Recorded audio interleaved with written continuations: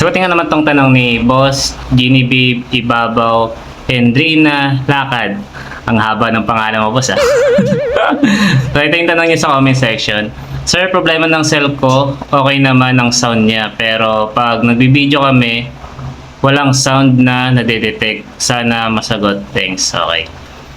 And for disclaimer muna uli, so itong sagot kong mga boss ay based lang sa aking experience. Ngayon, nasa inyo kung maniniwala kayo or hindi. Yun lang. Okay.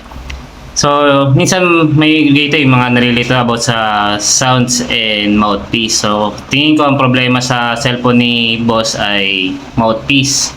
Kasi kapag nagbibideo sila, walang nare-record na sounds. Or kaya possible din na nakamute yung settings sa video niya. Pero mostly sa mouthpiece yung problema niyan. Possible niyan baka kahit pag tumatawag siya, hindi rin siya naririnig.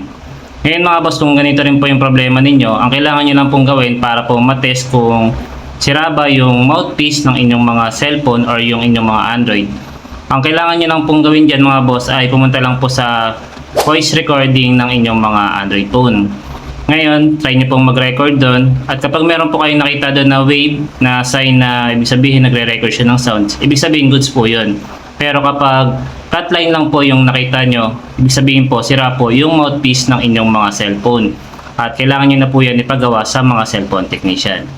So, yun lang mga boss. Sana makatulong sa inyo ang video na ito. At kung nakatulong sa inyo ang video na ito ay isang thumbs up lang at thank you comment ay masaya na ako. Share nyo din po sa iba para po makatulong. Yun lang mga boss, maraming po salamat sa inyong panonood.